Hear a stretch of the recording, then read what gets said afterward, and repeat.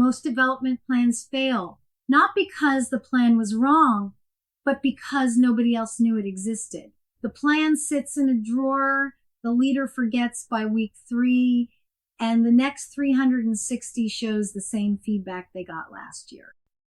The single strongest predictor of whether this plan works is not the quality of the exercises. It's whether you share it with someone who will ask you about it.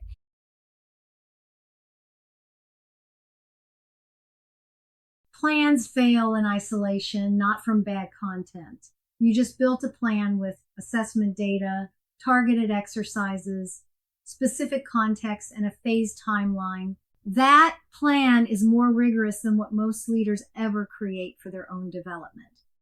And it will still fail if it stays between you and your screen. The intervention is simple. At least one person outside your own head needs to know what the plan targets and have explicit permission to ask about your progress. That's it. One person, one conversation.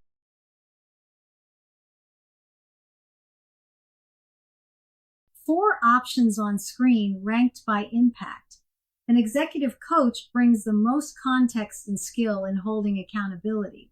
A manager whose perception directly affects career outcomes. Sharing the plan creates a shared language for feedback. An HR partner who can connect development to formal review cycles.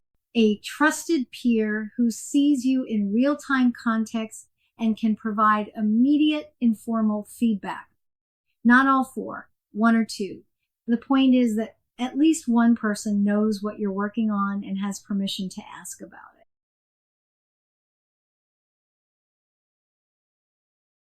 Here's the skill most leaders lack when they engage an accountability partner: asking for specific feedback. How's my executive presence? Produces vague answers because it's too broad and too abstract. The person you're asking doesn't know what to observe or what would constitute progress.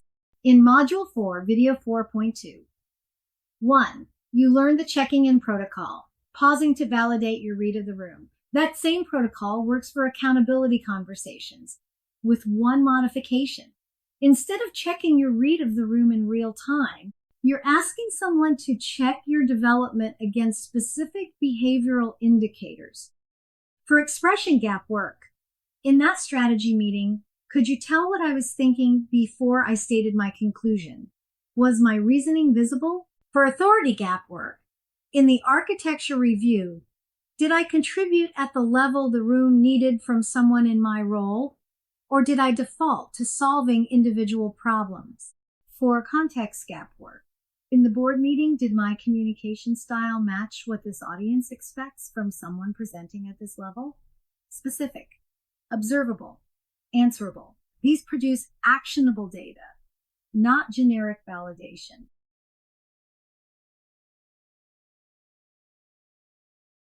The cadence is a 15-minute check-in every 2 weeks with your accountability partner, not a coaching session.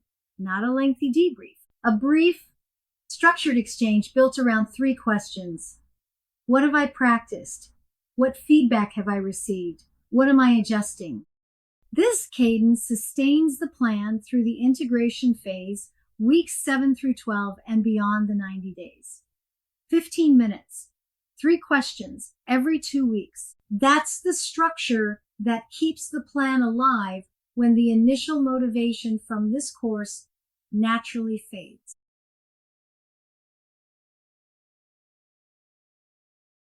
The 90-day plan is the starting structure, but the feedback-seeking habit outlasts it.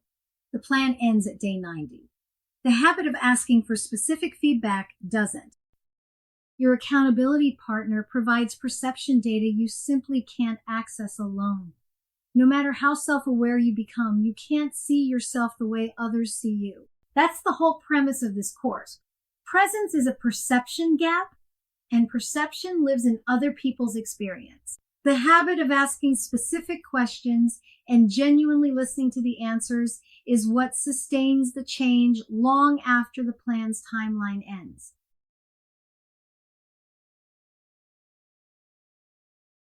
Add your accountability partner, your specific feedback question, and your first check-in date to your capstone plan. If you can't name all three right now, the plan isn't complete yet. You have the plan, you have the accountability. One more thing before we close. Let's be honest about what this work gets you and what it doesn't.